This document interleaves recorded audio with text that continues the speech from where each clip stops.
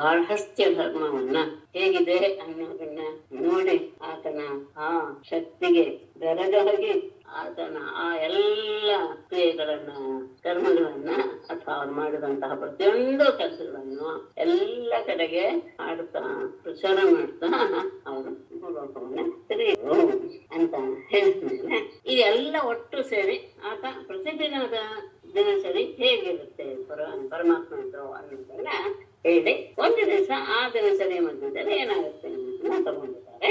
ರಾತ್ರಿ ಕಳೆದು ಬೆಳಗಾದಾಗ ಇನ್ನೇನು ಬೆಳಗಾಗುತ್ತೆ ಎನ್ನುವಂತಹ ಬ್ರಾಹ್ಮಿ ಮುಹೂರ್ತದಲ್ಲಿ ಸಹ ಕೂಗ್ತಾ ಇದೆ. ಆಗ ರುಕ್ಮಿಣಿ ಆ ಕೋಳಿಗಳ ಮಧ್ಯಕ್ಕೆ ಕೋಪಿಸ್ಕೊಂಡ್ರು ಅಥವಾ ಅವನು ಚರ್ಚಿಸಿದ್ರು. ಅಂದ್ರೆ ಅವನ ಆಲಿಂಗನದಿಂದ ನಾನು ಮುಕ್ತರಾಗುತ್ತೆ ಅಂತ ಭಾವಿಸಿ ಆ ಚಿಂತೆಯಿಂದ ಅವನು ಸತ್ತಿದ್ರು. ಆತನ ಆ ಆಲಿಂಗನವನ್ನ ಬಿಡೋದಕ್ಕೆ ಅವರಿಗೆ ಇಚ್ಛೆ ಇಲ್ಲದೆ ಇರುವ ರೀತಿಯನ್ನು ತೋರಿಸಿದ್ರು. ಹಾಗೆ ಎಲ್ಲ ಮಧುರವಾದ ಗಾಳಿ ಬೀಸ್ತಾ ಇದೆ. ಆ ಸಂದರ್ಭದಿಂದ ದುಂಬಿಗಳ ಜಯಂಕಾರ, ಆ ಜಯಂಕಾರದಿಂದ ಇವುಗಳೆಲ್ಲವೂ ಸಹ ಪಕ್ಷಿಗಳೆಲ್ಲವೂ ಸಹ ಎದ್ದು ಅವುಗಳು ಸಹ ಹೇಗೆ ವಂದಿಮಾಗದರು ರಾಜನನ್ನು ಎಬ್ಬಿಸ್ತಾರೋ ಹಾಗೆ ಕೃಷ್ಣನನ್ನು ಎಬ್ಬಿಸೋದಕ್ಕೋ ಎನ್ನುವ ಹಾಗೆ ಕೂಡಲಿದ್ದರು. ಆ ಸುಪ್ರಭಾತ ಆಗಿದ್ದು ನೋಡಿ ರುಕ್ಮಿಣಿ ಸ್ವಲ್ಪ ಪರಮಾತ್ಮನ ಆಲಿಂಗನದಿಂದ ಬಿಡುಗಡೆ ಆಗ್ಬಿಡುತ್ತೆ ಎನ್ನುವ ಭಾವದಿಂದ ಆ ಯದ್ಯಪಿ ಅತ್ಯಂತ ಮಂಗಲವಾದಂತಹ ಮುಹೂರ್ತ ಆದ್ರ ಬಗ್ಗೆ ಕೋಪಿಸ್ಕೊಂಡ್ರು. ಇದೆಲ್ಲವೂ ಸಹ ಏನು ಅವರಿಬ್ಬರ ಸಂಬಂಧ ಅಥವಾ ಪರಮಾತ್ಮನ ಜೊತೆ ಇದ್ದಾಗ ಹೇಗೆ ಬಿಡುಗಡೆಯನ್ನ ಅವನ ಜೊತೆನೇ ಇರಬೇಕು ಅಂತ ಮನಸ್ಸು ಬಯಸುತ್ತೆ ಅನ್ನೋದನ್ನ ಮಾತ್ರ ತತ್ವವಾಗಿ ತಗೊಳ್ಬೇಕು. ಹೇಳಿದ್ದೆಲ್ಲೂ ಯಥಾರ್ಥವಾಗಿ ಅರ್ಥ ಮಾಡ್ಕೊಳ್ಬಾರ್ದು. ಪರಮಾತ್ಮ ಮಾಧವ ಬ್ರಾಹ್ಮಣ ಮಹೋತ್ಸವದಲ್ಲಿ ಎದ್ದು ಕೈಕಾಲು ಮುಖ ತೊಳೆದು ಅತ್ಯಂತ ಪ್ರಸನ್ನ ಮನಸ್ಸನ್ನ ನಿಗಮನಾಗಿ ಮಾಯಾತೀತವಾದಂತಹ ವರ್ಣಕರ್ತವನ್ನ ಧ್ಯಾನ ಮಾಡೋದಕ್ಕೆ ಶುರು ಮಾಡ್ದ. ಆ ಪರಬ್ರಹ್ಮ ತತ್ವದ ಸ್ವರೂಪ ಏನು ಅಂದ್ರೆ ಅದು ಅಖಂಡ, ಸ್ವಯಂ ಜ್ಯೋತಿ, ನಿರುಪಾಧಿಕ. ಉಪಾಧಿ ಇಲ್ಲದೆ ಇರುವಾಗಲೇ ಇನ್ನೊಂದು ಅನ್ನೋದು ಇರೋದಿಲ್ಲ. ಉಪಾಧಿ ಭಾವ ಬಂದ್ಬಿಡುತ್ತೆ. ನಿತ್ಯ ಮತ್ತೆ ಸ್ವಸ್ವರೂಪದಿಂದಲೇ ಇರೋದ್ರಿಂದ ಅದಕ್ಕೆ ಅವಿದ್ಯಾ ಎನ್ನುವುದರ ಸ್ವಲ್ಪ ಅಂಶವೂ ಸಹ ಸಂಬಂಧ ಹೊಂದಿರುವುದಿಲ್ಲ. ಮತ್ತೆ ಈ ವಿಶ್ವದ ಉತ್ಪತ್ತಿ ಲಯ ಎಲ್ಲದಕ್ಕೂ ಕಾರಣವಾದಂತಹ ತನ್ನ ಶಕ್ತಿಗಳಿಂದ ಅಂದ್ರೆ ತಾನು ಇದೀನೇ ಅನ್ನೋದನ್ನ ತೋರಿಸ್ಕೊಳ್ಳೋದು ಹೇಗೆ ಅಂದ್ರೆ ಈ ವಿಶ್ವದ ಉತ್ಪತ್ತಿ ಮತ್ತು ಸ್ಥಿತಿಯ ಮೂಲಕ, ಉತ್ಪತ್ತಿ ಸ್ಥಿತಿ ಲಯದಿಂದಲೇ ಆ ಆಗುತ್ತೆ ವ್ಯಕ್ತಿಗಳಿಗೆ ಅಂದ್ರೆ ಅದರುವಿಕೆ ಮತ್ತು ಆನಂದ ಇದು ಸಹ ಅನುಭವಕ್ಕೆ ಬರುತ್ತೆ ಅಂತ. ಕೇಳಿಸ್ತಾ ಇಲ್ಲ ಅಲ್ವಾ?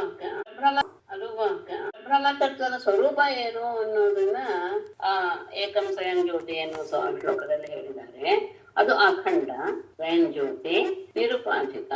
ಉಪಾಧಿ ಇದ್ದಾಗಲೇ ಅದು ಬೇರೆ ಇದು ಬೇರೆ ಅಂತ ಅನ್ಸುತ್ತೆ ಹೊರತು ಏನೂ ಉಪಾಧಿ ಇಲ್ದಿದ್ರೆ ಅಂದ್ರೆ ಈ ಆಕಾಶ ಬೇರೆ ಅನ್ನೋದಕ್ಕೆ ಈ ಎಲ್ಲ ಗೋಡೆಗಳು ತೆಗೆದ್ಬಿಟ್ರೆ ಬಯಲಿನಲ್ಲಿ ನಿಂತಾಗ ಹೇಗೆ ಆಕಾಶ ಒಂದೇ ಅನ್ಸುತ್ತೋ ಈ ಗೋಡೆಗಳೆಲ್ಲವೂ ಹೇಗೆ ಅದು ಉಪಾಧಿ ಅನ್ಸುತ್ತೋ ಉಪಾಧಿ ಇದ್ದೇ ಇದ್ದಾಗ ಒಂದೇ. ಹಾಗಾಗಿ ನಿರುಪಾಧಿಕ ಆತ ನಿತ್ಯ ಮತ್ತೆ ಸ್ವಸ್ವರೂಪದಿಂದಲೇ ಯಾವಾಗಲೂ ಇರೋದ್ರಿಂದ ಇನ್ನೊಂದು ಸ್ವರೂಪದ ಅವಶ್ಯಕತೆ ಆತನಿಗೆ ಇಲ್ಲ. ಅವಶ್ಯಕತೆ ಇಲ್ಲ ಅನ್ನೋದಕ್ಕಿಂತ ಆತನ ಇದೇನೆ ಲಕ್ಷಣವೇ ಅದು ಸ್ವಸ್ವರೂಪದಲ್ಲಿ ಯಾವಾಗ್ಲೂ ಇರೋದು. ಹಾಗಿದ್ದಾಗ ಆತನಿಗೆ ಅಜ್ಞಾನದ ಸಂಬಂಧ ಸ್ವಲ್ಪವೂ ಸಹ ಇರೋದಿಲ್ಲ. ಆದ್ರೆ ತನ್ನ ಅಸ್ತಿತ್ವ ಮತ್ತು ತನ್ನ ಸ್ವರೂಪವನ್ನ ಹೇಗೆ ತೋರಿಸ್ಕೊಳ್ತಾನೆ ಅಂದ್ರೆ ಈ ವಿಶ್ವದ ಸೃಷ್ಟಿ ಲಯವನ್ನು ಎಲ್ಲ ಏನ್ ಗೊತ್ತಾಗತ್ತೆ? ಪರಮಾತ್ಮನ ಅಸ್ತಿತ್ವ ಇದೆ, ಅದು ಆನಂದ ಸ್ವರೂಪ ಅಂತ ಗೊತ್ತಾಗುತ್ತೆ.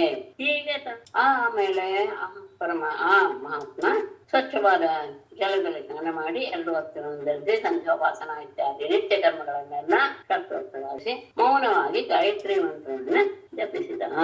ಇದನ್ನ ನಾನು ಹೇಳಿದೆ 2-3 ಸತಿ ವಿಷಯ ಬಂತು. ಗಾಯತ್ರಿ ಮಂತ್ರವನ್ನು ಮೌನವಾಗಿ ಜಪಿಸಿದ ಅಂತ ಬಂದಿದೆ ಅನ್ನೋದನ್ನ ಗಮನಿಸಿ ಅಂತ ಹೇಳ. ಆತ್ಮಜ್ಞಾನಿ ಆದಂತಹ ಆತ ಉದಯಿಸ್ತಾ ಇರುವಂತಹ ಸೂರ್ಯನಿಗೆ ಉಪಸ್ಥಾನವನ್ನು ಮಾಡಿ ತನ್ನ ಅಂಶವೇ ಆದಂತಹ ದೇವರ್ಷಿಗಳಿಗೆ, ಪಿತೃಗಳಿಗೆ, ಎಲ್ಲ ದೇವತೆಗಳಿಗೆ, ಋಷಿಗಳಿಗೆ, ಪಿತೃಗಳಿಗೆ ಅಂತ 3 ಜನ ಇವರಿಗೆಲ್ಲ ತರ್ಪಣವನ್ನಿತ್ತು. ಗುರು ಹಿರಿಯರನ್ನು ಮತ್ತು ಇತರರನ್ನು ಸಹ ಪೂಜಿಸಿ ಅವರನ್ನ ಸತ್ಕಾರ ಮಾಡಿ ಆಮೇಲೆ ವಿಶೇಷವಾಗಿ ವಿಪ್ರರನ್ನ ಅಲಂಕಾರ ಅವರಿಗೆ ವಸ್ತ್ರ ಜನ ತಿಲ ಇವುಗಳನ್ನೆಲ್ಲ ಪ್ರತಿದಿನದ ಹಾಗೆ ಅಂದು ಸಹ ಕೊಟ್ಟು ಗೋವುಗಳನ್ನೆಲ್ಲ ದಾನ ಮಾಡ್ತಾನ. ಆ ದೇನುಗಳನ್ನ ಹೇಗೆ ಅಲಂಕಾರ ಮಾಡಿದ್ರು ಅಂದ್ರೆ ಅದರ ಕೊಂಬಿಗೆ ಚಿನ್ನದ ಅದ್ದಗಳನ್ನು ಹಾಕಿದ್ರು, ಮುತ್ತಿನ ಹಾರಗಳನ್ನು ಹಾಕಿ ಅಲಂಕಾರ ಮಾಡಿದ್ರು, ಉತ್ತಮವಾದ ವಸ್ತ್ರವನ್ನು ಹೊರಿಸಿದ್ರು, ಪಾದಗಳಿಗೆಲ್ಲ ಬೆಳ್ಳಿಯ ಗೊರಸುಗಳನ್ನು ತೊಡಿಸಿದ್ರು, ಮತ್ತೆ ಹಸುಗಳು ಸಾಧು ಸ್ವಭಾವದವೂ ಆಗಿದ್ದು ಒಳ್ಳೆಯ ಹೆಚ್ಚಿನ ಹಾಲನ್ನು ಕೊಡುವಂತಹ ಹಾಗೆನ್ನು ಒಂದು ಕರುವನ್ನು ಹಾಕಿರುವಂತಹ ಹಸುಗಳು ಅಂತಹ ಕರುಗಳ ಸೈನಿಂದ ಹಸುವನ್ನ ಕೊಡ್ತಾ ಇತ್ತ. ಮತ್ತೆ ಇಲ್ಲಿ ಪ್ರತಿದಿನ ಕೊಡ್ತಾ ಇದ್ದಿದ್ದೆಷ್ಟು ಎನ್ನುವುದನ್ನ ನಾವು ನಿನ್ನೆ ಅಂತಹ ಶಬ್ದವನ್ನ ಹಾಕಿದ್ದಾರೆ.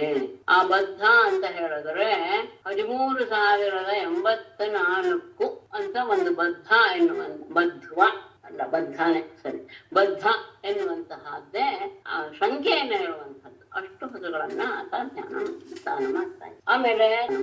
ಆಮೇಲೆ ತನ್ನದೇ ಒಂದು ವಿಭೂತಿ ಅಂದ್ರೆ ತನ್ನ ಅಸ್ತಿತ್ವವನ್ನು ತೋರಿಸುವಂತಹ ಇವುಗಳೆಲ್ಲ ಅಂತ ಯಾವುದೋ ಗೋವು, ಬ್ರಾಹ್ಮಣರು, ದೇವತೆಗಳು, ಹಿರಿಯರು, ಎಲ್ಲ ಜೀವಿಗಳು ಅವರಿಗೆ ಎಲ್ಲರಿಗೂ ಸಹ ನಮಸ್ಕಾರ ಮಾಡಿ ಮಂಗಲ ದ್ರವ್ಯಗಳನ್ನ ಸ್ಪರ್ಶ ಮಾಡಿ ಪೀತಾಂಬರಾದಿಗಳಿಂದ ತನ್ನನ್ನು ತಾನು ಅಲಂಕರಿಸಿಕೊಂಡು ಆಮೇಲೆ ಗೃಹದಲ್ಲಿ ಕನ್ನಡಿಯಲ್ಲಿ ತನ್ನ ಮುಖವನ್ನ ಪ್ರತಿಬಿಂಬವನ್ನು ನೋಡಿಕೊಂಡು ಬಳಿಕ ಗೋವು, ವೃಷಭ, ಬ್ರಾಹ್ಮಣ ದೇವತೆಗಳ ದರ್ಶನ ಮಾಡಿ ಅಂತಃಪುರದಲ್ಲಿ ಪಟ್ಟಣದಲ್ಲಿರುವ ಎಲ್ಲ ಜಾತಿಯವರಿಗೂ ಅಧಿಕಾರಿಗಳಿಗೂ ಸಹ ಅವರಿಗೆ ಏನೇನು ಬೇಕು ಅಂತ ಇಷ್ಟಪಟ್ಟಿದ್ದಾರೋ ಅದನ್ನೆಲ್ಲ ಅವರಿಗೆ ಬೇರೆಯವರಿಂದ ಕೊಡಿಸಿ ತಾನೇ ಕೊಟ್ಟಿದ್ದನ್ನ ಕೊಡಿಸಿ ಅದಕ್ಕೆ ಅವ್ರು ಹೇಳಿದ್ದಾರೆ ವೃದ್ಧಾಪ್ಯ ಅಂತ ಕೊಡಿಸಿ ಅಧಿಕಾರಿಗಳಿಂದ ಕೊಡಿಸಿ ಅವರಿಗೆ ಸಂತೋಷವಾಯ್ತು. ಅವರ ಸಂತೋಷವನ್ನು ನೋಡಿ ತಾನು ಸಹ ತಂದುಕೊಟ್ಟ. ಅದಾದ್ಮೇಲೆ ಹೂವಿನ ಮಾಲೆ, ತಾಂಬೂಲ, ಗಂಧ ಇವುಗಳನ್ನ ವಿಪ್ರರಿಗೂ, ಸ್ನೇಹಿತರಿಗೂ, ಪ್ರಜೆಗಳಿಗೂ ಹಾಗೆ ಮಡದಿಯರಿಗೂ ಸಹ ಅಂದ್ರೆ ಶ್ರೇಷ್ಠರಾದವರಿಂದ ತನ್ನ ಮಡದಿಯೂ ಸಹ ಅದನ್ನ ಆಮೇಲೆ ಅಷ್ಟರಲ್ಲಿ ಸಾರಥಿಯಾದಾಗ 4 ಅಶ್ವಗಳನ್ನ ಹೂಡಿದಂತಹ ರಥವನ್ನು ಕೈ ಮುಗಿದುಕೊಂಡು ಆತನ ಎದುರಿಗೆ ನಿಂತ ಆತನ 2 ಕೈಗಳನ್ನು ಅಂಜಲಿಬದ್ಧವಾದಂತ ನಿನ್ನೆ ಕೆಲವರು ಹೊರಟಿದ್ರಿ ಅನ್ಸುತ್ತೆ ಅದು ಆಮೇಲೆ ಅದರ ವಿಚಾರ ಆಯ್ತು. ಆತ ಕೈ ಮುಗಿದುಕೊಂಡಿದ್ನಲ್ಲ ಅಂಜಲಿಬದ್ಧನಾಗೆ ಆ 2 ಕೈಗಳನ್ನ ತನ್ನ ಕೈಯಿಂದ ಹಿಡಿದುಕೊಂಡು ಅಂತ ಅದ್ರ ಬಗ್ಗೆ ಆಮೇಲೆ ಹೇಳಿದ್ರು. ಅದು ಹೌದು ಶ್ರೀಧರದಲ್ಲಿ ಹಾಗೆ ಇದೆ. ಅಂಜಲಿಬದ್ಧವಾದಂತಹ ಆತನ 2 ಕೈಗಳನ್ನ ತನ್ನ ಕೈಯಿಂದ ಹಿಡಿದು ರಥವನ್ನ ಉದ್ಧವ ಸಂಸ್ಥೆಗಳು ಹೊರಟಿದೆ. ಹೇಗೆ ವಿಜಯಾಚಲ ಪರ್ವತನ ಸೂರ್ಯನ ಹಚ್ತಾನೋ ಹಾಗೆ ರಥವನ್ನ ಹಚ್ಚಿದ. ಎಲ್ಲರೂ ಸಹ ತಮ್ಮ ಪತಿಯನ್ನ ಕಳಿಸ್ಕೊಡೋದಕ್ಕೆ ಅಂತ ಹಾಕಿದ್ರು. ಅವರೆಲ್ಲರೂ ಸಹ ಲಕ್ಷ್ಯ ಪ್ರೇಮದ ನೋಟವನ್ನ ಬೀರ್ತಾ ಇದ್ದಾರೆ. ಅವರನ್ನ ಕಳಿಸ್ಕೊಡ್ಬೇಕಲ್ಲ ಅವನನ್ನ ಅಂತ ಎಲ್ಲರಿಗೂ ಸಹ ಇದೆ. ಆದರೂ ಅವರ ನೋಟದಿಂದಲೇ ಅವರಿಗೆ ಸಮಾಧಾನವನ್ನ ಸಹ ತಿಳಿಸ್ತಾ ನಗ್ತಾ ಮನಸ್ಸನ್ನ ಅಪಹರಿಸ್ತಾ ಅಲ್ಲಿಂದ ಹೊರಟು ಹೊರಗೆ ಬಂದ ಮೇಲೆ ಎಲ್ಲ ಕೃಷ್ಣರು ಹೋಗ್ತಾನೆ. ಅದಾದ್ಮೇಲೆ ಯಾದವರಿಂದ ಕೊಡುವಂತಹ ಸುಧರ್ಮ ಎನ್ನುವಂತಹ ಸಭಾಮಂದಿರಕ್ಕೆ ಪ್ರವೇಶ ಮಾಡಿದ. ಆ ಸಭಾಮಂದಿರದ ವೈಶಿಷ್ಟ್ಯ ಏನು ಅಂದ್ರೆ 6 ರೀತಿಯ ಊರ್ಮಿಗಳ ಬಾಧೆಯು ಅಲ್ಲಿರೋದಿಲ್ಲ. 6 ರೀತಿಯ ಊರ್ಮಿಗಳು ಅಂದ್ರೆ ಲೋಕ, ಮೋಹ, ಹಸಿವು, ಬಾಯಾರಿಕೆ, ಮುಪ್ಪು, ಮರಣ ಎಂಬುದು. ಊರ್ಮಿಗಳು ಅಂದ್ರೆ ಅಲೆಗಳು ಅಂದ್ರೆ ಏನು ಹೇಗಿರುತ್ತೆ ಅಂದ್ರೆ ಮತ್ತೆ ಮತ್ತೆ ಮತ್ತೆ ಮತ್ತೆ ಬರ್ತಾನೆ ಇರುತ್ತೆ.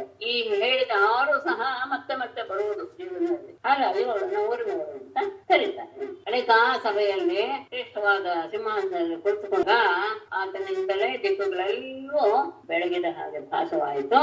ಚಂದ್ರ ತಾರೆ ಅಲ್ಲಿ ಹಾಸ್ಯಗಾರರು ಅನೇಕ ರೀತಿಯ ಹಾಸ್ಯವನ್ನು ಹೇಳಿ ಮನಸ್ಸನ್ನ ಸಂತೋಷ ಪಡಿಸ್ತಾ ಇದ್ರು. ನಾಟ್ಯ ಪರಮಾತ್ಮನನ್ನು ಸೇವೆ ಮಾಡಿದ್ರು. ಮತ್ತೆ ಅನೇಕ ರೀತಿಯ ವಾದ್ಯಗಳನ್ನ ಸಹ ನುಡಿಸ್ತಾ ಮೃದಂಗ, ವೀಣೆ ಮತ್ತು ಇತ್ಯಾದಿ ನರ್ತನ ಮತ್ತು ಹಾಡು ಎಲ್ಲ ಇತ್ತು. ಸೂತಮಾಗದ ವಂದಿಗಳು ಶಿಕ್ಷಿದ್ರು. ಆ ಸಭೆಯಲ್ಲಿ ಕುಳಿತಂತಹ ಬ್ರಾಹ್ಮಣರು ಆ ವೇದ ಮಂತ್ರಗಳ ವ್ಯಾಖ್ಯಾನ ಮಾಡ್ತಾ ಇದ್ರು. ಇನ್ನು ಕೆಲವು ಅತ್ಯಂತ ಉತ್ತಮವಾದಂತಹ ವಾಕ್ಚತುರರಾದಂತಹವರು ಹೇಳಿದ್ರು. ಆ ಸಂದರ್ಭದಲ್ಲಿ ಒಬ್ಬ ಅಪರಿಚಿತನಾದಂತಹ ತಿಳಿಸಿ ಅವನನ್ನ ಒಳಗೆ ಕರ್ಕೊಂಡು ಬಂದನು. ಆತ ಜರಾಸಂಧನ ಸೆರೆಯಲ್ಲಿ ಇರುವಂತಹ ರಾಜರ ದುಸ್ಥಿತಿಯನ್ನ ಹೇಳಿ ಜರಾಸಂಧ ದಿಗ್ವಿಜಯಕ್ಕೆ ಹೋದಾಗ ಯಾರು ತನಗೆ ಬಗ್ಗಲಿಲ್ವೋ, ತನ್ನನ್ನ ಸನ್ಮಾನ ಮಾಡಿ ಒಪ್ಪಿಲ್ವೋ ತನ್ನ ರಾಜ ಅಧಿಕಾರವನ್ನ ಸೆರೆಮನೆಯಲ್ಲಿಟ್ಟಿದ್ದಾನೆ ಅಂತವರ ಸಂಖ್ಯೆ 20,000 ಆಗಿದೆ. ಅವರೆಲ್ಲರೂ ನಿನ್ನನ್ನ ಬೇಡ್ಕೊಳ್ತಾ ಇದ್ದಾರೆ. ಏನಂತ? ನೀನು ಅಪ್ರಮೇಯ ಕೃಷ್ಣ, ಅವರ ಮಾತು, ರಾಜರ ಮಾತು, ನೀನು ಅಪ್ರಮೇಯ ಸ್ವರೂಪ. ಯಾರು ನಿನ್ನನ್ನ ಶರಣು ಹೊಂತಾರೋ ಅವರ ಭಯವನ್ನೆಲ್ಲ ಹೋಗಲಾಡಿಸು. ನಾವು ವಿಭೇದ ಬುದ್ಧಿಯನ್ನು ಹೊಂದಿ ಸಂಸಾರಕ್ಕೆ ಹೆದರಿ ನಾವು, ಯಾಕೆಂದ್ರೆ ಸಂಸಾರಕ್ಕೆ ಹೆದರೋದು ಅಂದ್ರೆ ಬೇರೆ ಬುದ್ಧಿ ಇದ್ದಾಗಲೇ ಸಂಸಾರದಲ್ಲಿ ಸಿಕ್ಕಾಕೊಳ್ಳೋದು. ಸಿಕ್ಕಾಕೊಂಡ ಮೇಲೆ ಅದರಿಂದ ಹೆದರಿಕೆ ಶುರುವಾಗುತ್ತೆ. ಆ ಹೆದರಿಕೆಯನ್ನು ದೂರ ಮಾಡೋದಕ್ಕೆ ನೀನೇ ಸ್ಥಳ. ಹಾಗಾಗಿ ನಿನಗೆ ಶರಣಾಗಿದ್ದೇವೆ. ಈ ಯುಗದಲ್ಲಿರುವಂತಹ ಜನ ಯಾವುದು ನಿಷಿದ್ಧ ಕರ್ಮ ಅದನ್ನೇ ಮಾಡ್ತಾರೆ ಮತ್ತು ತಮಗೆ ಬೇಕಾದಂತಹ ಕಾಮ್ಯವಾದ ಕರ್ಮಗಳಲ್ಲೇ ತೊಡಗಿಕೊಂಡು ಅದು ನಮಗೆ ಯದ್ಯಪಿ ಕಾಮ್ಯಕರ್ಮ ಮಾಡಿದ್ರು ಸಹ ಅದು ತಮಗೆ ಒಳ್ಳೆ ತರಕ್ಕೆ ಅನ್ನೋದನ್ನು ಸಹ ಯೋಚನೆ ಮಾಡದೆ ತಪ್ಪು ಮಾಡ್ತಾ ಇದ್ದಾರೆ.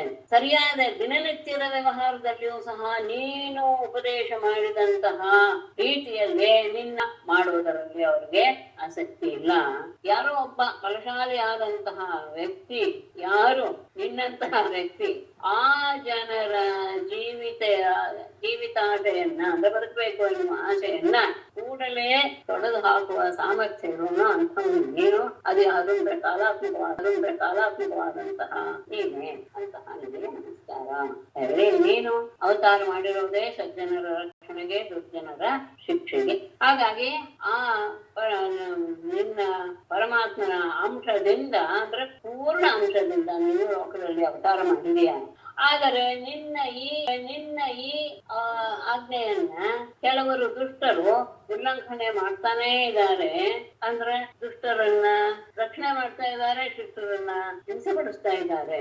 ಆದರೆ ಆ ಸಜ್ಜನರ ಅವಸ್ಥೆಗೆ ಏನ್ ಮತ್ತೆ ಹೋಯ್ತಲ್ವಾ ಆಡಿಯೋ? ಪರಾಧೀನವೇ ಯಮ ಆಗಿರುವ ಈ ದೇಹದಿಂದ ರಾಜ್ಯದ ಭಾವನ ಒತ್ತಿದೆ. ನಿನ್ನ ಕೃಪೆಯಿಂದ ಯಾರು ತಮ್ಮ ಈ ಆಸೆಗಳನ್ನೆಲ್ಲ ಬಿಟ್ಟಿರ್ತಾರೋ ಅಂಥವರಿಗೆ ಮಾತ್ರ ಸಿಗುವಂಥದ್ದು ಯಾವುದೋ ಸ್ವತಂತ್ರವಾಗಿರುವಂಥದ್ದು ಅಂತಹ ಆತ್ಮಸುಖ. ಅದನ್ನ ನಾವು ನಿನ್ನ ಮಾಯೆ ಇದೆ, ಇದಕ್ಕೆ ಕಾರಣ, ಅದರಿಂದ ಅತ್ಯಂತ ದೈನ್ಯ ಸ್ಥಿತಿಯನ್ನು ಹೊಂದಿ ಹಿಂಸೆ ಪಡ್ತಾ ಇದ್ದೀವಿ.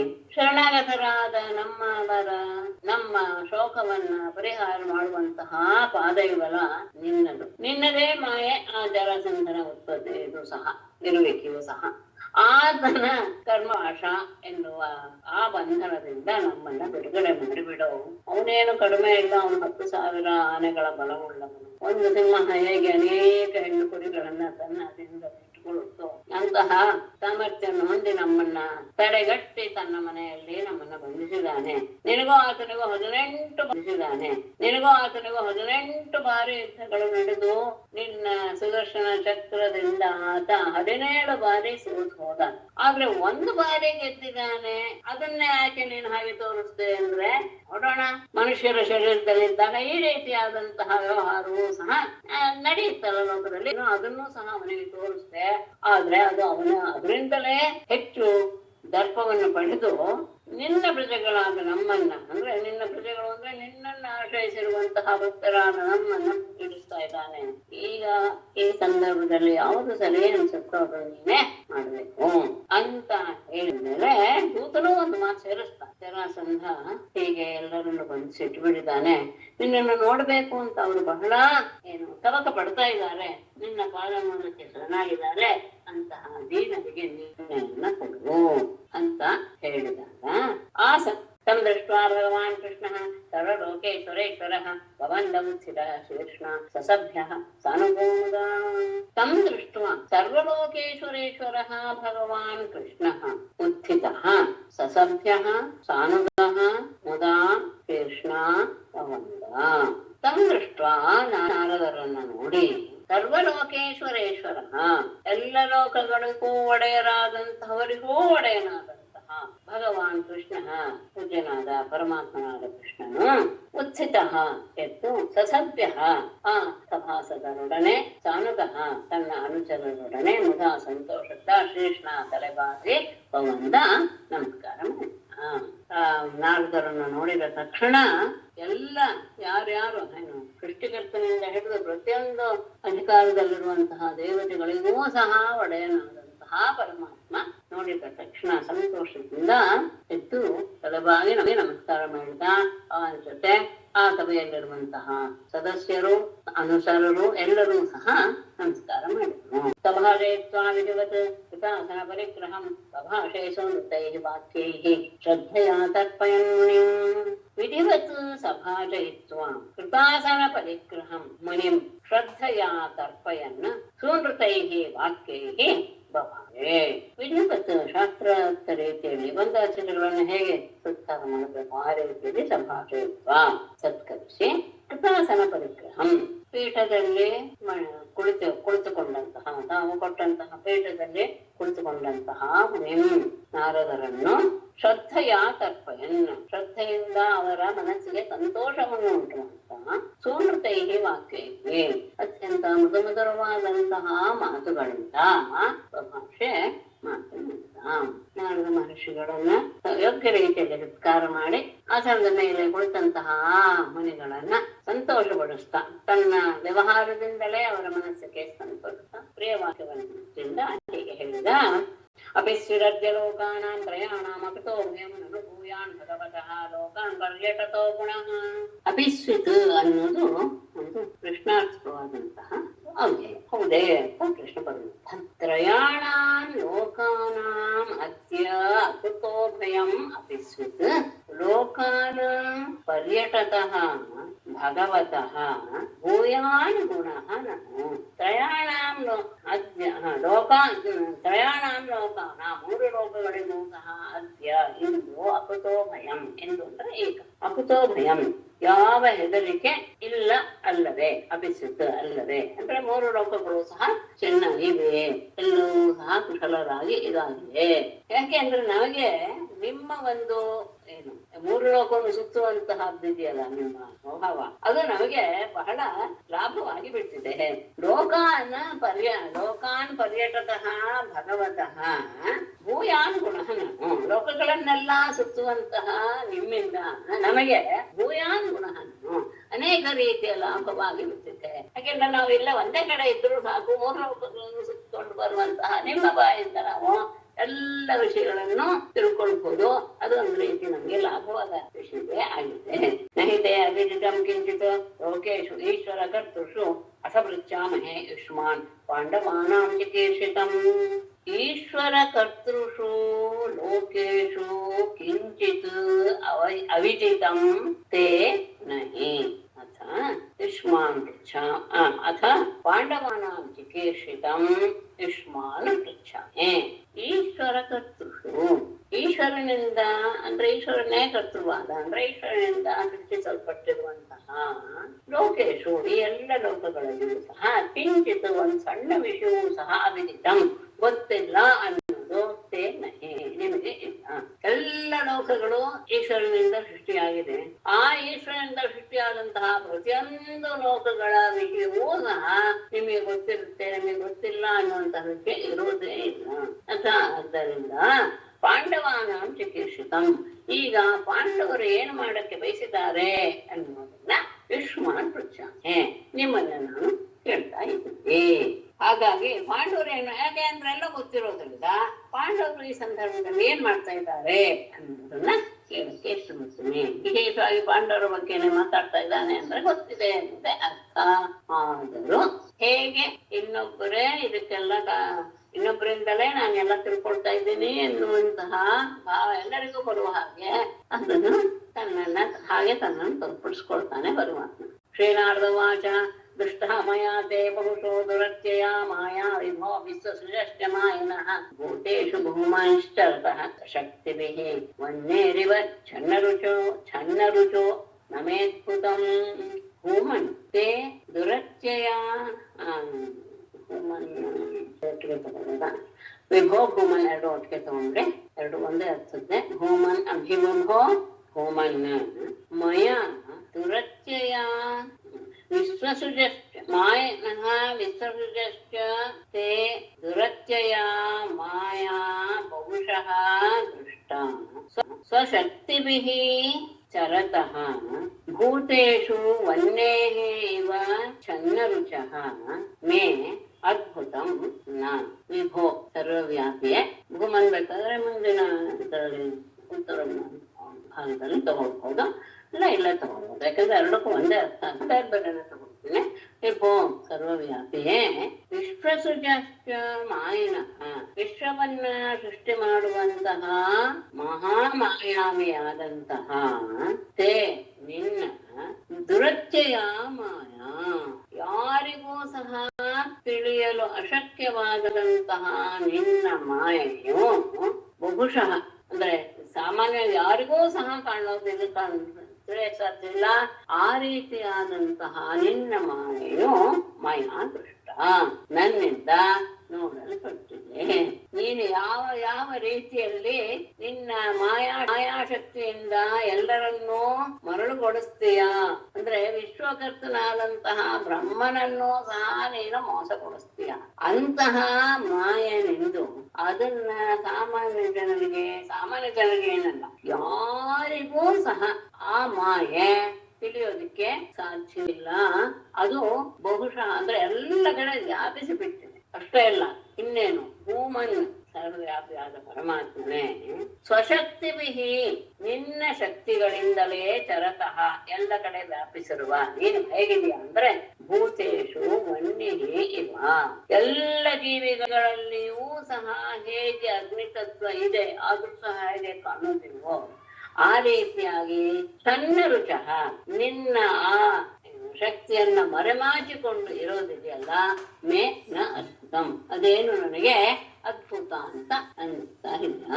ಸೃಷ್ಟಿಕರ್ತನಾದಂತಹ ಬ್ರಹ್ಮನಿಗೂ ಸಹ ನಿನ್ನ ಮಾಯೆ ಎನ್ನುವುದರ ಮಾಯೆಯನ್ನು ತಿಳಿದುಕೊಳ್ಳುವಂತಹ ಸಾಧ್ಯತೆ ಇಲ್ಲ. ಎಂಥವರೂ ಸಹ ನಿನ್ನ ಮಾಯೆಯ ಪ್ರಭಾವವನ್ನ ಅರಿಯೋದಕ್ಕೆ ಅಸಮರ್ಥರು. ಯಾಕೆ ಅಂದ್ರೆ ಎಲ್ಲ ಕಡೆ ವ್ಯಾಪಿಸಿ ಬಿಟ್ಟಿದೆ ನಿನ್ನ ಮಾಯೆ. ಎಲ್ಲ ಜೀವಿಗಳಲ್ಲಿ ಹೇಗೆ ಅಗ್ನಿತತ್ವ ಇದ್ರೂ ಸಹ ಅದು ಕಾಣುವುದಿರುವ ಹಾಗೆ ನೀನು ನಿನ್ನ ಶಕ್ತಿಯಿಂದಲೇ ಎಲ್ಲ ರೀತಿಯ ಸಮಸ್ತ ಪ್ರಪಂಚವನ್ನು ವ್ಯಾಪಿಸಿಕೊಂಡು ಬಿಟ್ಟಿದೀಯ. ಹಾಗಿರುವಾಗ ನೀನ್ ಹೀಗೆ ನನ್ನನ್ನ ಪ್ರಶ್ನೆ ಮಾಡಿದೆಯಲ್ಲ, ಪಾಂಡವರು ಏನ್ ಮಾಡ್ತಾ ಇದ್ದಾರೆ ಅಂತ, ಇದೇನು ನನಗೆ ಆಶ್ಚರ್ಯ ಅಂತ ಅನ್ನಿಸ್ತಾ ಇಲ್ಲ. ನಿನ್ನ ಮಾಯಿಗೆ ಎಲ್ಲರೂ ಸಿಕ್ಕಿ ಹಾಕಿಬಿಟ್ಟಿದ್ದಾರೆ. ತವೇಹಿತಂ ಕೋರ್ಹತಿ ಸಾಧು ವೇದಿತಂ ಸ್ವಮಾಯೇದಂ ಸೃಜತೋ ನಿಯಚ್ಛತಃ ಯದ್ವಿದ್ಯಮಾನಾತ್ಮತಯಾವ ಭಾಸತೆ ತಸ್ಮೈ ನಮಸ್ತೆ ಸ್ವವಿಲಕ್ಷಣಾತ್ಮನೇ. ಇದಂ ಮಾಯೆಯ ಸ್ವಮಾಯೆಯ ಸೃಜತಃ ನಿಯಚ್ಛತಃ ತವ ಈಹಿತಂ ಸಾಧು ವೇದಿತುಂ ಕಹ ಅರ್ಹತೆ ಯತ್ ವಿದ್ಯಮಾನಾತ್ಮತಯಾ ಅವಭಾಸತೆ ತಸ್ಮೈ ಸ್ವವಿಲಕ್ಷಣಾತ್ಮನೇ ತೇ ನಮಃ. ಇದಂ ಈ ಜಗತ್ತನ್ನ ಅಂದ್ರೆ ಅದು ಇಲ್ಲದೆ ಇದ್ರೂ ಸಹ ಹೇಗೆ ಕಾಣಿಸ್ತಾ ಇದೆ ಅಂದ್ರೆ ನಿನ್ನ ಮಾಯೆಯಿಂದ ಇರುವ ಹಾಗೆ ಕಾಣಿಸ್ತಾ ಇದೆ. ಇದನ್ನ ನೀನು ಹೇಗೆ ಮಾಡ್ತೀಯ? ಸ್ವಮಾಯೆಯ ಸೃಜತಃ, ನಿನ್ನ ಮಾಯೆಯಿಂದಲೇ ಅದನ್ನ ಸೃಷ್ಟಿಸ್ತೀಯ. ಅಷ್ಟೇ ಅಲ್ಲ, ನಿಯಚ್ಛತಃ ಅದನ್ನ ಅಳಿಸಿ ಹಾಕ್ತಾ ಇದೀಯ. ಅಂತಹ ತವ ಏಕಂ ನಿನ್ನ ಉದ್ದೇಶವನ್ನ ಕಹ ಯಾರು ತಾನೇ ಸಾಧು ವೇದಿತು ಸರಿಯಾಗಿ ತಿಳಿದುಕೊಳ್ಳೋದಕ್ಕೆ ಅರ್ಹತೆ ಸಮರ್ಥನಾಗ್ತಾನೆ. ಈ ಜಗತ್ತು ನಿನ್ನ ಮಾಯೆಯಿಂದಲೇ ಸೃಷ್ಟಿಗೊಳ್ಳುತ್ತೆ, ನಿನ್ನ ಮಾಯೆಯಿಂದಲೇ ಅದು ನಾಶವಾಗಿ ಬಿಡುತ್ತೆ. ಯಾಕೆ ಹೀಗೆ ಮಾಡ್ತಾ ಇದೆಯಾ ಅನ್ನುವ ನಿನ್ನ ಉದ್ದೇಶ ಏನು ಅನ್ನೋದು ಯಾವ ವ್ಯಕ್ತಿಯೂ ಸಹ ಅರ್ಥ ಮಾಡ್ಕೊಳ್ಳೋಕೆ, ಸರಿಯಾಗಿ ಅರ್ಥ ಮಾಡ್ಕೊಳ್ಳೋಕೆ ಅರ್ಹನಾಗಿಲ್ಲ. ಯಾಕೆಂದ್ರೆ ಯಾವ ಜಗತ್ತು ವಿದ್ಯಮಾನಾತ್ಮತೆಯ ಅವಭಾಸತೆ, ಯದ್ಯಪಿ ಈ ಜಗತ್ತು ಅಸತ್ತು ಆದರೂ ಸಹ ಇದೇ ಎನ್ನುವ ರೀತಿಯಲ್ಲಿ ಎಲ್ಲಿಗೂ ತೋರ್ತಾ ಇದೆಯೋ, ಇದೇ ಎಲ್ಲರೂ ಸಹ ವ್ಯವಹಾರ ಮಾಡ್ತಾ ಇದ್ದಾರೆ, ಇದು ಇಲ್ಲ ಅಂತ ಹೇಳಿದ್ರೆ ಯಾರು ನಂಬೋದಕ್ಕೂ ಸಿದ್ಧರಿಲ್ಲ. ಹಾಗೆ ಇರುವ ರೀತಿಯಲ್ಲಿ ತೋರ್ತಾ ಇದೆ, ಅದು ಸಹ ನಿನ್ನ ಮಾಯೆಯಿಂದಲೇ. ಅಂತಹ ಸ್ವವಿಲಕ್ಷಣಾತ್ಮನೆ, ಅಂತಹ ಎಲ್ಲದಕ್ಕಿಂತಲೂ ವಿಲಕ್ಷಣವಾದಂತಹ ಸ್ವರೂಪವುಳ್ಳ ತೇ ತಸ್ಮೈ ತೇ ನಮಃ ಅಂತಹ ನಿನಗೆ ನಮಸ್ಕಾರ. ಇದನ್ನ ನೀನು ನಿನ್ನ ಮಾಯೆಯಿಂದಲೇ ಇದನ್ನ ಜಗತ್ತನ್ನ ಸೃಷ್ಟಿ ಮಾಡ್ತೀಯ, ಸಂಹಾರ ಮಾಡ್ತೀಯ. ಇದು ಯದ್ಯಪಿ ಮಿಥ್ಯೆ, ಆದರೂ ಸಹ ನಿನ್ನ ಮಾಯೆಯಿಂದಲೇ ಅದು ಹೇಗೆ ಕಂಡು ಬರ್ತಾ ಇದೆ, ಇದರಷ್ಟು ಸತ್ಯ ಯಾವುದು ಇಲ್ಲ ಎನ್ನುವ ಹಾಗೆ ಕಂಡು ಬರ್ತಾ ಇದೆ. ಹಾಗಾಗಿ ಈ ವಿಷಯದಲ್ಲಿ ನಿನ್ನ ಉದ್ದೇಶ ಏನು, ಹೇಗೆ ಸೃಷ್ಟಿ ಮಾಡಿ ನಾಶ ಮಾಡುವುದು ಅನ್ನೋದನ್ನ ಸರಿಯಾಗಿ ಬಲ್ಲಂತಹ ವ್ಯಕ್ತಿ ಇಲ್ಲವೇ ಇಲ್ಲ.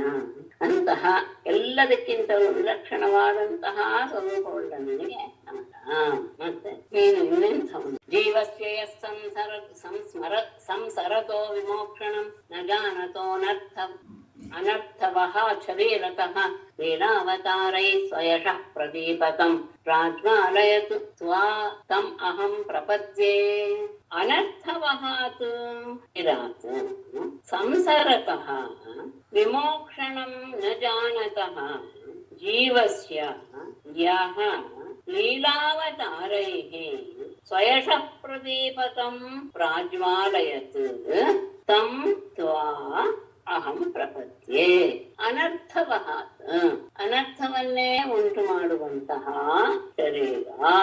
ಶರೀರತಃ ಈ ಶರೀರದ ಕಾರಣದಿಂದಲೇ ಸಂಸಾರತಃ ಈ ಜಗತ್ತಿನಲ್ಲಿ ಅಥವಾ ಈ ಸಂಸಾರದಲ್ಲಿ ಬಿದ್ದು ತೊಳತಾ ಇರುವಂತಹ ಅದರಿಂದ ವಿಮೋಕ್ಷಣಂ ನ ಜಾನತಃ ಅದರಿಂದ ಬಿಡುಗಡೆ ಹೇಗೆ ಎನ್ನುವ ಅದರ ಬೆಳಕನ್ನ ಕಾಣದೇ ಇರುವಂತಹ ಜೀವಿಗೆ ಯಾವ ನೀನು ಪರಮಾತ್ಮನು ಲೀಲಾವತಾರಕ್ಕೆ ಅವರನ್ನು ಉದ್ಧಾರ ಮಾಡ್ಬೇಕು ಎನ್ನುವ ಉದ್ದೇಶದಿಂದ ಅನೇಕ ರೀತಿಯ ಮತ್ಸ್ಯಾದಿ ಕೂರ್ಮಾದಿ ಅವತಾರಗಳನ್ನ ತಾಳಿ ಸ್ವಯಶಃ ಪ್ರದೀಪಕಂ ನಿನ್ನ ಕೀರ್ತಿ ಎಂಬ ದೀಪವನ್ನ ನೀನು ಪ್ರಾಜ್ವಾಲಯತು ಎಲ್ಲ ಕಡೆ ಬೆಳಗಿಸಿದ್ಯಾ.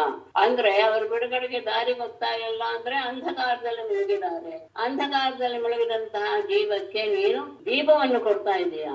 ಯಾವುದರ ಮೂಲಕ ಅನೇಕ ರೀತಿಯ ಅವತಾರಗಳನ್ನು ಮಾಡಿ ನಿನ್ನ ಕೀರ್ತಿ ಎನ್ನುವಂತಹ ದೀಪವನ್ನು ಎಲ್ಲ ಕಡೆಗೆ ಬೆಳಗಿಸ್ಬಿಟ್ಟಿದ್ಯಾ. ಅದರಿಂದ ಅವರು ಉದ್ಧಾರವಾಗಲಿ ಎನ್ನುವುದು ನಿನ್ನ ಉದ್ದೇಶ.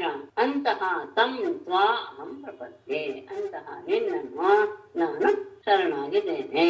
ಅಂದ್ರೆ ನಿನ್ನ ಕೀರ್ತಿಯನ್ನ ಕೇಳ್ತಾ ಕೇಳ್ತಾ ಕೇಳ್ತಾ ಜೀವಿ ಮೋಕ್ಷವನ್ನ ಹೊಂದೋಕೆ ಸಾಧ್ಯತೆ ಇದೆ. ಅಂದ್ರೆ ನಿನ್ನ ಅವತಾರಗಳು ಸಹ ಜೀವಿಗಳ ಉದ್ಧಾರಕ್ಕೋಸ್ಕರನೇ.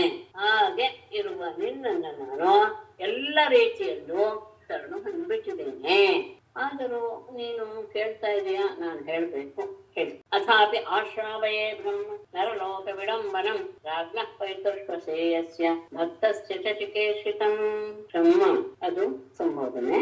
ಬ್ರಹ್ಮನ್ ಅಂತಾನು ಆಗ್ಬೋದು, ಬ್ರಹ್ಮ ಅಂತ ಆಗ್ಬೋದು. ನಕಾರ ಅಂತಕ್ಕೆ ಒಂದು ವಿಶೇಷ ಇದೆ. ನರಲೋಕ ವಿಡಂಬನಂ ಸ್ವಾಂ ಆಶ್ರಾವಯ ಅಂತ ಏನನ್ನ ಪೈತೃಶ್ವಸೇಯಸ್ಯ ಭಕ್ತಸ್ಯ ರಾಜ್ಞಃ ಚಿಕೇಷಿತಂ ಚ ನರಲೋಕ ವಿಡಂಬನಂ ಸ್ವಾಂ ಅಥಾಪಿ ಆಶ್ರಾವಯೇ. ಅಥಾಪಿ ಮೊದಲು ಅಥಾಪಿ ಅಂದ್ರೆ ಹೀಗಿದ್ರೂ ಸಹ ಬ್ರಹ್ಮ ಪರಮಾತ್ಮನೇ ಪೈತೃಶ್ವಸೇಯಸ್ಯ ನಿನ್ನ ಸೋದರತ್ತೆಯ ಮಗನಾದ ಭಕ್ತಸ್ಯ ನಿನ್ನ ಪರಮ ಭಕ್ತನಾದಂತಹ ರಾಜ್ಞಃ ಯುಧಿಷ್ಠಿರನ ಚಿಕೇಷಿತಂ ಅವರ ಮನಸ್ಸಿನಲ್ಲಿ ಏನಿದೆ ಎನ್ನುವಂತಹ ವಿಷಯವನ್ನ ನರಲೋಕ ವಿಡಂಬನಂ ಮನುಷ್ಯದ ಲೋಕಕ್ಕೆ ಅನುಸಾರವಾಗಿ ನಿನ್ನನ್ನು ನೀನು ತೋರಿಸ್ಕೊಳ್ತಾ ಇರುವಂತಹ ನಿನ್ನ ಹತ್ತಿರ ನಿನಗೆ ನಾನು ಆಶ್ರಾಮಯೇ ತಿಳಿಸ್ತೇನೆ. ಹೀಗೆ ನೀನು ಕೇಳ್ತಾ ಇದೀಯಾ, ಇಷ್ಟೆಲ್ಲಾ ಸಾಮರ್ಥ್ಯ ಇದ್ರು ನೀನ್ ಕೇಳ್ತಾ ಇದೀಯ ಅವನೇನ್ ಮಾಡ್ತಾನೆ, ಏನ್ ಮಾಡ್ಬೇಕು ಅಂತಿದ್ದಾನೆ ಅಂತ. ಹಾಗಾಗಿ ನೀನು ಕೇಳ್ತಾ ಇದೀಯಾ ಅನ್ನೋ ಉದ್ದೇಶದಿಂದ ನೀನು ಮನುಷ್ಯರ ರೂಪದಲ್ಲಿರೋದ್ರಿಂದ ಮನುಷ್ಯರಿಗೆ ರೀತಿಯಲ್ಲಿ ವರ್ತಿಸ್ತಾ ಇದೆಯಾ. ಅಂತಹ ನಿನಗೆ ನಾನು ನಿನ್ನ ಭಕ್ತನಾದ ಯುಧಿಷ್ಠಿರ ಏನ್ ಮಾಡ್ಬೇಕು ಅಂತಿದ್ದಾನೆ ಅನ್ನೋದನ್ನ ತಿಳಿಸ್ತೇನೆ. ಏನು ಯಕ್ಷತೆ ತ್ವಾಂ ಮಖೇಂದ್ರೇಣ ರಾಜಸೂಯೇನ ಪಾಂಡವಃ ಪಾರಮೇಷ್ಠ್ಯ ಕಾಮೋಪತಿಃ ತರ್ಥವಾನ್ ಅನುಮೋದತಾಂ. ಪಾಂಡವಃ ನೃಪತಿಃ ಪಾರಮೇಷ್ಠ್ಯ ಕಾಮಃ ಸ್ವಾಂ ಮಖೇಂದ್ರೇಣ ರಾಜಸೂಯೇನ ಯಕ್ಷ್ಯತೆ ತತ್ ಭವಾನ್ ಅನುಮೋದಾಂ. ಪಾಂಡವನಾದ ನೃಪತಿಃ ರಾಜನು ಅಂದ್ರೆ ಯುಧಿಷ್ಠಿರನು ಪಾರಮೇಷ್ಠ್ಯ ಕಾಮಃ ರಾಜರಲ್ಲೆಲ್ಲ ಶ್ರೇಷ್ಠತೆಯನ್ನು ಪಡಿಬೇಕಾದ್ರೆ ರಾಜಸೂಯಾಗ ಮಾಡೋದ ಯಾಕೆಂದ್ರೆ ಎಲ್ಲರೂ ಒಂದು ಚಕ್ರವರ್ತಿ ಅಂತ ಒಪ್ಪಿಕೊಳ್ಳಲಿ ಎನ್ನುವಂತಹ ಉದ್ದೇಶ. ಹಾಗೆ ಆ ಭಾವವನ್ನ ಹೊಂದಿದವನಾಗಿ ಅಂದ್ರೆ ಹಾಗೆ ಆ ಭಾವದಿಂದ ನಾನು ಮಾಡಿದರೆ ನಿನ್ನ ದರ್ಶನವಾಗುತ್ತೆ ಅನ್ನೋದೇ ಅವನ ಉದ್ದೇಶ. ಹಾಗಾಗಿ ರಾಜರ ಸಮೂಹಗಳಲ್ಲಿ ಪ್ರಾಶಸ್ತ್ಯವನ್ನು ಗಳಿಸಬೇಕು ಅನ್ನೋ ಉದ್ದೇಶದಿಂದ ಯುಧಿಷ್ಠಿರ ಮಖೇಂದ್ರೇಣ ಯಾಗಗಳಲ್ಲಿಯೇ ಶ್ರೇಷ್ಠವಾದಂತಹ ರಾಜಸೂಯ ಯಾಗದಿಂದ ತ್ವಾಂ ಯಕ್ಷ್ಯತೆ ನಿನ್ನನ್ನ ಆರಾಧಿಸಬೇಕು ಅಂತ ಇದ್ದಾನೆ. ತತ್ ಆ ವಿಷಯವನ್ನ ಭಗವಾನ್ ಅನುಮೋದಕ ನೀನು ಒಪ್ಕೊಳ್ಬೇಕು. ನಿನ್ನ ಸಹಾಯವಿಲ್ಲದೆ ಆಗೋದಿಲ್ಲ, ನೀನು ಕೃಪೆ ತೋರಿದ್ರೆ ಮಾತ್ರ ಇದು ಸಾಧ್ಯ. ಹಾಗಾಗಿ ರಾಜರ ಸಮೂಹದಲ್ಲಿ ತಾನು ಶ್ರೇಷ್ಠತೆಯನ್ನ ಪ್ರಾಶಸ್ತ್ಯವನ್ನು ಹೊಡಿಬೇಕು ಅನ್ನೋ ಉದ್ದೇಶದಿಂದ ಯುಧಿಷ್ಠಿರ ಯಾಗದಲ್ಲಿಯೇ ಶ್ರೇಷ್ಠವಾದಂತಹ ರಾಜಸೂಯವನ್ನು ಮಾಡಿ ಆ ರಾಜಸೂಯಾಗದಲ್ಲಿ ನಿನ್ನನ್ನ ಆರಾಧಿಸಬೇಕು ಅಂತ ಇದ್ದಾನೆ. ನೀನದನ್ನ ಸಮ್ಮತಿಸಬೇಕು ಎನ್ನುವುದು ಅವನ ಆಶಯ. ತಸ್ಮಿನ್ ದೇವ ಕೃತುವರೆ ಭವಂತಂ ಮೈಸುರಾದಯಃ ವಿದುರ್ಕ್ಷವಃ ಸಮೇಷ್ಯಂತೆ ರಾಜಾನಶ್ಚ ಯಶಸ್ವಿನಃ. ಕೇವಲ ತನಗೋಸ್ಕರ ಅಲ್ಲ, ಎಲ್ಲರಿಗೂ ಸಹ ನಿನ್ನ ದರ್ಶನ ಆಗಲಿ ಅನ್ನೋದು ಯುಧಿಷ್ಠಿರನ ಆಶಯ. ಈ ನೆಪದಲ್ಲಿ ಪ್ರತಿಯೊಬ್ಬರಿಗೂ ಸಹ ನಿನ್ನ ದರ್ಶನವಾಗಿ, ಯಾಕೆಂದ್ರೆ ಪ್ರತ್ಯಕ್ಷ ದರ್ಶನ ಅನ್ನೋದು ಬಹಳ ಕಷ್ಟ, ಎಂಥವರಿಗೂ ಆಗೋದಿಲ್ಲ ಅನ್ನೋದನ್ನ ಹಿಂದೆ ನಾವು ತುಂಬಾ ನೋಡಿದ್ದೀವಿ. ಯೋಗಿಗಳು ಸಹ ತಮ್ಮ ಹೃದಯದಲ್ಲಿ ಅದನ್ನ ಆರಾಧಿಸ್ತಾರೆ ಹೊರತು ಎದುರಾಗಿ ನೋಡಕ್ ಸಾಧ್ಯ ಇಲ್ಲ. ಎಲ್ಲರೂ ಪವಿತ್ರರಾಗಲಿ ಅನ್ನೋದು ಆತನ ಭಾವ. ದೇವ ತಸ್ಮಿನ್ ಕರ್ತುವರೆ ಭವಂತಂ ದಿದೃಕ್ಷವಃ ಸುರಾದಯಃ ಯಶಸ್ವಿನಃ ರಾಜಾನಶ್ಚ ಸಮೇಷ್ಯಂತೆ. ದೇವ ಪರಮಾತ್ಮನೇ ತಸ್ಮಿನ್ ಕೃತುವರೆ ಅಂತಹ ಶ್ರೇಷ್ಠವಾದಂತಹ ಆ ಯಾಗದಲ್ಲಿ ಭವಂತಂ ದಿದೃಕ್ಷವಃ ನಿನ್ನನ್ನು ನೋಡಬೇಕು ಅಂತ ಬಯಸಿದವರಾಗಿ ಸುರಾದಯಃ ದೇವತೆಗಳೇ ಮೊದಲಾದವರು ಯಶಸ್ವಿನಃ ರಾಜಾನಃ ಬಹಳ ಕೀರ್ತಿಶಾಲಿಗಳಾದಂತಹ ರಾಜರುಗಳು ಸಹ ಸಮೇಷ್ಯಂತೆ ಬರ್ತಾರೆ. ಅಷ್ಟೇ ಅಲ್ಲ, ಶ್ರವಣ ಕೀರ್ತನ ಧ್ಯಾನಾತ್ ಪೂಯಂತೆ ವಾಸೇನಃ ಅಂತೆ ವಸಾಯಿನಃ ತವ ಬ್ರಹ್ಮಮಯಸ್ಯೇಷ ಕಿಮುತ ಈಕ್ಷಾ ಅಭಿಮರ್ಷಿಣಃ. ಈಶ ಬ್ರಹ್ಮಮಯಸ್ಯ ತವ ಶ್ರವಣಾತ್ ಕೀರ್ತನಾತ್ ಧ್ಯಾನಾತ್ ಅಂತೇವ ಸಾಯಿನಃ ಪೂಯಂತೆ ಈಕ್ಷಾಭಿಮರ್ಷಿಣಃ ಕಿಮುತ. ಬ್ರಹ್ಮಮಯಸ್ಯ ಈಶ ಪರಮಾತ್ಮನೇ ಬ್ರಹ್ಮಮಯಸ್ಯ ವೇದ ಸ್ವರೂಪನಾದಂತಹ ತವ ನಿನ್ನ ಶ್ರವಣಾತ್ ನಿನ್ನ ಮಹಿಮೆಯ ಕೇಳುವಿಕೆಯಿಂದ, ಕೀರ್ತನಾತ್ ಅದನ್ನ ಹಾಡಿ ಹೋಗೋದ್ರಿಂದ, ಧ್ಯಾನಾತ್ ಧ್ಯಾನ ಮಾಡೋದ್ರಿಂದ, ಅಂತೇವ ಸಾಯಿನಃ ಅಂತ್ಯತರಾದಂತಹ ಅಂದ್ರೆ ಸ್ವಪಚರೂ ಸಹ ಪೂಯಂತೆ ಪವಿತ್ರರಾಗ್ತಾರೆ. ಈಕ್ಷಾಭಿಮರ್ಶಿನಃ ಕಿಮುತ ನಿನ್ನ ನೋಡುವಿಕೆ ಮತ್ತು ಅಭಿಮರ್ಶ ಅಂದ್ರೆ ಸ್ಪರ್ಶ ಇವುಗಳ ಬಗ್ಗೆ ಅವ್ರು ನಿನ್ನ ನೋಡ್ತಾರೆ, ನಿನ್ನ ಸ್ಪರ್ಶ ಮಾಡ್ತಾರೆ ಅನ್ನುವವರ ಬಗ್ಗೆ ಹೇಳೋದೇನೆ. ಕೇವಲ ನಿನ್ನ ವಿಷಯವನ್ನ ಕೇಳೋದು, ಹೇಳೋದು, ಧ್ಯಾನ ಮಾಡೋದ್ರಿಂದ ಎಂಥವರೂ ಸಹ ಅಂತ್ಯದರೂ ಸಹ ಪವಿತ್ರರಾಗಿ ಬಿಡ್ತಾರೆ. ಹಾಗಿರುವಾಗ ನೇರವಾಗಿ ನಿನ್ನನ್ನು ನೋಡೋದು, ನಿನ್ನ ಸ್ಪರ್ಶ ಮಾಡುವಂಥವರ ಇದನ್ನ ಸ್ವಾಮಿತ್ರ್ಯವನ್ನ ಅಥವಾ ಅವರ ಪುಣ್ಯವನ್ನ ಹೇಳೋದು ಹೇಗೆ ಸಾಧ್ಯ? ಅಂದ್ರೆ ಅಷ್ಟು ಪುಣ್ಯ ಮಾಡಿದವರಿಗೆ ನೀನು ಸಿಗ್ತೀಯ. ಅವರೆಲ್ಲರೂ ಸಹ ಈ ಯಾಗಕ್ಕೆ ಬಂದು ನಿನ್ನನ್ನು ನೋಡ್ಬೇಕು ಅಂತ ಬಯಸಿದ್ದಾರೆ. ಇದು ಸಹ ಒಂದು ಉದ್ದೇಶ. ಯಾಕೆ, ಏನಿದೆ ನನ್ನಲ್ಲಿ ಅಂದ್ರೆ ಅದಕ್ಕೆ ಅದನ್ನೂ ಸಹ ಉತ್ತರವಾಗಿ ಹೇಳ್ತಾ ಇದ್ದಾರೆ. ಕಿಮುತ ಅಂತ ಹೇಳ್ಬಿಟ್ರೆ ಏನಪ್ಪ ನನ್ನಲ್ಲಿ ಅಷ್ಟೆಲ್ಲ ಸಾಮರ್ಥ್ಯ ಇದೆಯಾ ಅಂದ್ರೆ, ಯಸ್ಯಾಮಲಂ ದಿವ್ಯಶ ಪ್ರತಿದಂ ರಸಾಯಾಂ ಹೋಮಂ ಚತೆ ಭುವನ ಮಂಗಲ ದಿಗ್ವಿತಾನಂ ಮಂದಾಕಿನೇತಿ ದಿವೈ ಭಗವತೀತಿ ಶಾಧೋ ಗಂಗೇತಿ ಚೇಹ ಚರಣಾಂಬು ಪುನಾತಿ ವಿಶ್ವಂ. ಭುವನ ಮಂಗಲ ಯಸ್ಯ ತೇ ಅಮಲಂ ಯಶಃ ದಿವಿ ರಸಾಯಾಂ ಭೂಮೌ ಚ ದಿಗ್ವಿಧಾನಂ ಪ್ರಚಿತಂ. ಯಸ್ಯ ಮತ್ತೆ ತಗೊಳ್ಳಿ. ಯಸ್ಯ ಚರಣಾಂಬೋ ದಿವಿ ಮಂದಾಕಿನಿ ಇತಿ ಅಧಃ ಭೋಗವತಿ ಇತಿ ಇಹ ಚ ಗಂಗಾ ಇತಿ ವಿಶ್ವಂ ಪುನಾತಿ. ಭುವನನ ಮಂಗಲ, ಮೂರು ಲೋಕಕ್ಕೂ ಮಂಗಲ ಸ್ವರೂಪನಾದಂಥವನೇ. ಯಸ್ಯ ತೇ ಯಾವ ನಿನ್ನ ಅಮಲಂ ಯಶಃ ಪವಿತ್ರವಾದ ಶುಭ್ರವಾದ ಕೀರ್ತಿಯು ದಿವಿ ಆಕಾಶದಲ್ಲಿ ಅಂದ್ರೆ ಸ್ವರ್ಗದಲ್ಲಿ, ರಸಾಯಂ ಪಾತಾಳದಲ್ಲಿ ಅಂದ್ರೆ ಮೂರು, ಭೂಮೌ ಚ ಭೂಮಿಯಲ್ಲಿಯೂ ಸಹ ದಿಗಂತಂ ಪ್ರಸಿದ್ಧಂ ದಿಗಂತವೇ ಅಂದ್ರೆ ಇದರ ಹಾಗೆ ಏನು ವ್ಯಾಪಿಸಿ ಅಲ್ಲಿಯವರೆಗೂ ಅದರ ಹೋಗುವ ಸಾಮರ್ಥ್ಯ ಅಂತ ಅರ್ಥ. ದಿಕ್ಕುಗಳಿಗೆ ಒಂದು ರೀತಿಯ ಚಪ್ಪರವನ್ನು ಹೊದಿಸಿದ ಹಾಗೆ ಪ್ರಸಿದ್ಧವಾಗಿದೆ. ಎಲ್ಲ ಕಡೆ ನಿನ್ನ ಕೀರ್ತಿ ವ್ಯಾಪಿಸಿ ಬಿಟ್ಟಿದೆ. ಅಷ್ಟೇ ಅಲ್ಲ, ಯಸ್ಯ ಚರಣಾಂಬು, ಯಾವ ನಿನ್ನ ಪಾದ ಕಮಲದ ತೀರ್ಥವು ದಿವಿ ಸ್ವರ್ಗದಲ್ಲಿ ಮಂದಾಕಿನಿ ಇತಿ, ಸ್ವರ್ಗದಲ್ಲಿ ಮಂದಾಕಿನಿ ಎಂಬುದಾಗಿಯೂ, ಅಧಃ ಪಾತಾಳದಲ್ಲಿ ಭೋಗವತಿ ಇತಿ, ಭೋಗವತಿ ಎನ್ನುವ ಹೆಸರಿನಲ್ಲಿಯೂ, ಇಹ ಚ ಈ ಭೂಲೋಕದಲ್ಲಿ ಗಂಗಾ ಇತಿ ಚ, ಗಂಗೆ ಎನ್ನುವುದಾಗಿಯೂ ಸಹ ಹರಿತ ವಿಶ್ವಂ ಪುನಾಯೇ, ಸಮಸ್ತ ಜಗತ್ತನ್ನೇ ವಿಶ್ವವನ್ನೇ ಪವಿತ್ರಗೊಳಿಸ್ತಾ ಇದೆ. ನಿನ್ನ ಕೀರ್ತಿ ಮೇಲೆ ಎಲ್ಲ ಕಡೆ ವ್ಯಾಪಿಸಿ ಅದು ಹರಡಿಕೊಂಡು ಬಿಟ್ಟಿದೆ.